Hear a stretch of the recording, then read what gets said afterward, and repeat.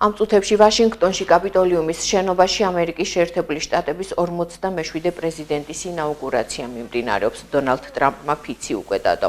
ტრამპის განცხადებით მისი პრეზიდენტობის პირველი 100 დღე ყველაზე გამორჩეული იქნება. გეგმავს უკრაინასთან ომის დასრულებას და მიგრანტებთან დაკავშირებით კანონის ცვლილებას. ტრამპის ახალი ადმინისტრაციიდან სასიკეთო ცვლილებების მოლოდინი აქვს საქართველოსთან მიმართებაში. ოპოზიციაში ფიქრობენ, რომ ხელისუფლების განცხადებები ოცნებაა. მათი აზრით, ახლად არჩეული ამერიკის პრეზიდენტი საქართველოში მიმდინარე მოვლენებს კარგად იცნობს და შესაბამისად მხარდაჭერა არა მმართველ გუნდს, არამედ ქართველ ხალხს ექნება. ხელისუფლებაში კი ფიქრობენ, რომ სწორედ ტრამპი იქნება ის პრეზიდენტი, რომლის დახმარებითაც ჩვენს ქვეყანასთან ურთიერთობა გადაიტვირთება და ყველაფერი თეთრი ფურცლიდან დაიწყება.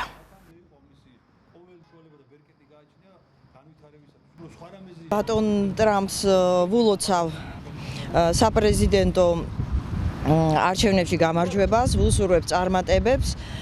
ჩვენ როგორც ვიცით, ინაუგურაციაზე მიწვეული სტუმრის სტატუსით ოფიციალურად იმყოფება ქალბატონი მეხუთე პრეზიდენტი და ასევე წარმოდგენილია საქართველოს ოპოზიციური სპექტრით და არ არის წარმოდგენილი არც ოფიციალურად და არც კერძო ვიზიტით ხელისუფლება არალეგიტიმური მისი არალეგიტიმური მდგომარეობის გამო. ქართულ ოცნებას აქვს ოცნებები ტრამპთან დაკავშირებით, რომელიც ოცნებად დარჩება.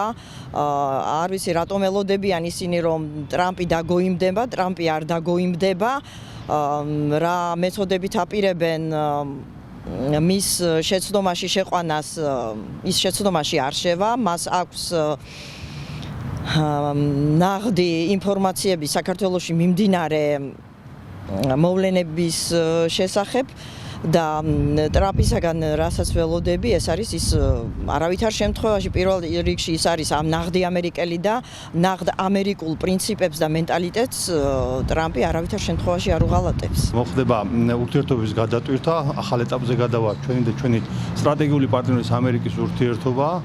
მშვიდობით, კეთილდღეობით, ეკონომიკური სიძლიერით, ღირსებით გავაგრძელებთ ურთიერთობასაც, სრულობასაც, ქვეყნის მშენებლობასაც. ჩემი მოლოდინები ყოველ შემთხვევაში ესეთია დღევანდელი ინაუგურაციის შემდეგ. საფრთხეები, რომელიც აქამდე მომდინარეობდა გარეთ ძალებისგან, გაქრება, იმიტომ რომ აღარ იქნება დაფინანსება, აღარ იქნება როცა Deep State-ის წინააღმდეგ იქნება ბრძოლა და Deep State აღარ იქნება ამერიკაში, გლობალური ომის პარტიის საცეცები მთელ მსოფლიოში, ასე ვთქვათ,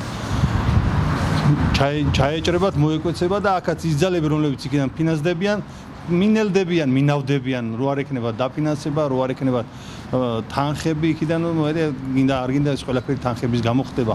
ამას თვალნათლივ ყველა ვხედავთ რა და ეს არ არის რაღაცა საიდანაც გამოწვეული.